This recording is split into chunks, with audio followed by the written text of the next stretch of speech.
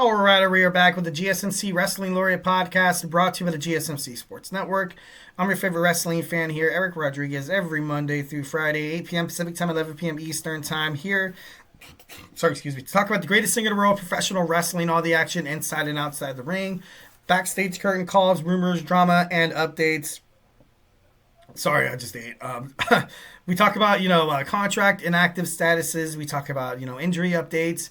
We talk about superstars. We talk about contract negotiations, extensions, and new signings from AEW to WWE. If it makes major news in the world of professional wrestling, we talk about it here on this show, 1,010%. So make sure you guys, Superman, punch that like and subscribe button to the show. All right, so we talked about, some AEW Dynamite, Maximum Carnage. We talked about SmackDown. Make sure you guys check out those videos on YouTube. And now we're going to dig into some WWE TNA announcing, a future partnership. And, obviously, you guys feel obligated and, not obligated. Sorry, excuse me, that was the wrong word. Definitely feel comfortable on commenting on absolutely any piece of media that the GSMC Sports Network, gives out. So, this is our podcast. Our podcast. All right. So, WWE TNA announced their partnership. Kind of saw this coming. We haven't really seen it recently. So I kind of thought it was over, and I hated it. I didn't want it to end. I thought, damn. But, in the past recent year, WWE has finally opened its forbidden door to the likes of TNA. During the Vince McMahon era, this obviously would have never happened.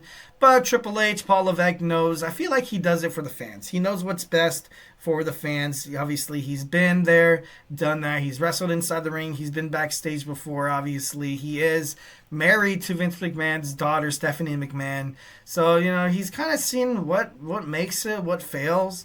And, Triple H he's been wrestling for a long time during the Monday Night Wars when WCW was there.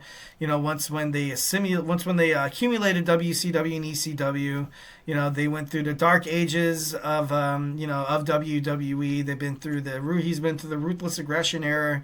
He's been, through the Attitude Era. Like, if there's anybody that could take over WWE and run it successfully, probably be Triple H, Other than that, probably The Undertaker. And then Shawn doing what he can on NXT. And it's doing pretty damn well. We've seen TNA and NXT giving fans memorable moments. And we're going to see it all. We're going to see it keep coming. Obviously, we saw Carmen Petrovich in TNA as well. Ariana Grace being the liaison between NXT and TNA. Reuniting with her father, Santino Marella, I feel like that's pretty badass. Jordan Grace joining the Royal Rumble, challenging Roxanne Perez. I thought that was pretty dope.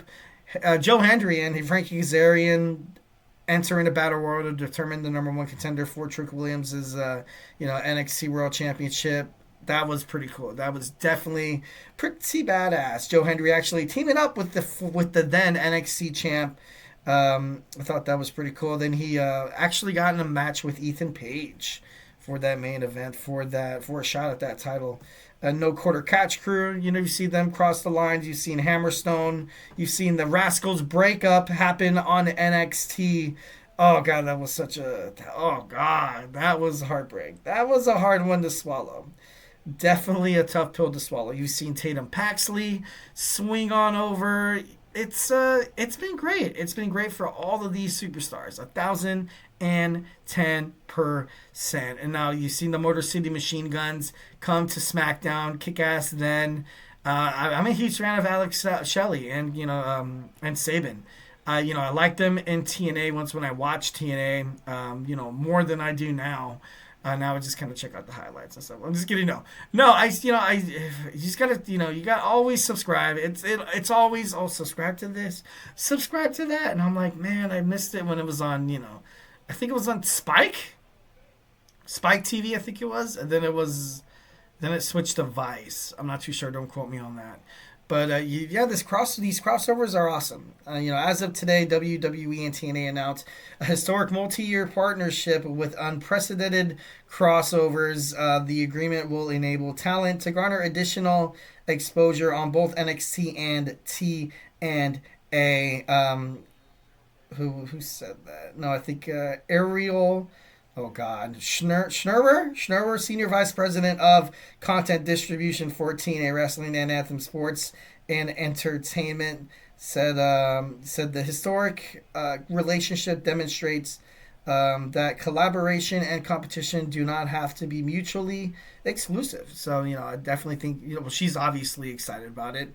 More attention to her brand. Same with NXT. This is a win-win. This is a win-win, and this is how this is. I feel like it's always been a win-win. With the rival wrestling promotions going at it like WCW and WWE, it's always been that rivalness of it. Never really the acceptance of hey, like what if we just come together and just do it for the fans. Obviously back then it was like I said, Vince McMahon's kind of a hard ass, but I feel like right now, like I was talking about, a lot of memorable moments happening where you've seen, people cross that line recently.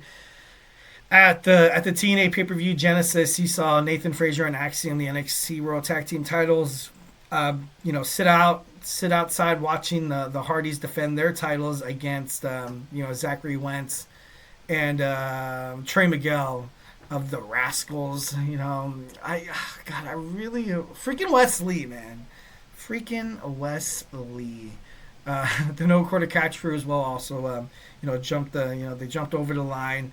They smashed open that forbidden door. We never really got to see Jordynne Grace go up against Natalya though, and that's something that I really would love to see, because I know before this was even thought to be true, I think this was about 2 years ago, or maybe a year and a half ago, I'm not too sure. But Natalya was actually, she's seen Jordynne Grace in TNA. I think it might have been around the time of her Royal Rumble entrance, and it completely shocked the world. Everybody was super excited and stoked. I remember watching; it was pretty badass. And Natalya, I think she tweeted at Jordynne Grace or tagged her in it. I don't know how you say it, but she's like, "Oh, when are we gonna open that forbidden door?" Like kind of teasing fans a little bit, and we eventually got what we wanted. So definitely credit to WWE for finally doing that, giving the fans what they want. They're in it for not just the wrestlers, but they're in it for the fans. Shawn Michaels, he had this to say, and I quote: "We look forward to growing and evolving our partnership with TNA Wrestling and its outstanding group of athletes." They get the bigger picture. They get the bigger picture now. Wrestling isn't what it was back in the day. During the digital era, you have so many different options and streaming and stuff like that. And NXT being on the CW, kind of have to hold their own if they want to, continue to have that television contract to keep their content coming to fans. Basic cable. Channel 5, the CW. Well, I don't know if it's Channel 5, but I remember that's how that's what it's always been. I think it was WB before that. I'm not too sure. I'm showing my age here, but it's good for TNA. Really, really good for TNA. Slammiversary, one of the best. It's their gate attendance or something like that is one of the best in their company's history. Also, their big one, Bound for Glory, was absolutely off the hook. It was off the charts. It was great. And you got to credit these wrestlers. You got to credit these young, talented athletes that aren't afraid to be like, yeah, you know what, I'll go on to TNA. It's not such a big deal to me. Because, kind of like what not Will Ospreay, Wesley was talking about when he was talking to Trey Miguel and Zachary Wentz of the Rascals. Like, oh, you just want to use WWE for the name. You're a TNA wrestler. You're not a WWE superstar. And, them just using that, because a lot of fans, kind of think that way too. Like, TNA doesn't get a lot of attention like, SmackDown or Raw or maybe even AEW. But I watch TNA. They have a group of young, outstanding athletes. It's not like WWE's like, the majors and stuff like that. There's a lot of talented wrestlers in TNA. And the fact that they can't come onto WWE soil on NXT and, like I said, it just makes the wrestlers better. Makes the wrestlers better. It's good for them. Their chance to shine more. And it's also great for it's also great for the fans. So ever since I started doing this, like I said, recently you haven't really been seeing it, But, after they announced the partnership, you've seen TNA host their Genesis. You've seen Ashante the Adonis come out as well. And, it's going to make for some pretty badass content. Cora Jade seemingly challenging Masha Slamovich, the Knockouts champion, to a match. She basically came out and was like, stuck her flag in the ground. She's like, hey, I want a shot. So that should be pretty interesting as well. But overall, satisfied. Can't wait to see what they do in the future. Would be interesting to see AJ Styles make it back to TNA. That would be pretty damn cool. Pretty damn cool. Or maybe like during Survivor Series they have like a Worlds Collide, like kind of PLE. I feel like that'd be amazing. That would be astonishing. Team TNA against Team NXT. That'd be pretty cool. Pretty damn cool. But like I said, wrestling fan, super excited it's happening. And, huge fan of TNA, huge fan of NXT. All right, guys, so hey, do not go anywhere. We're going to jump on into our next segment. We have Bret Hart. Bret Hart could have saved WCW? Question mark. Maybe. I don't know. We're going to get into it when we come back. So grab your favorite snack, grab your favorite ice cold beverage, and join me here in about 20 seconds. So hey, do not go anywhere.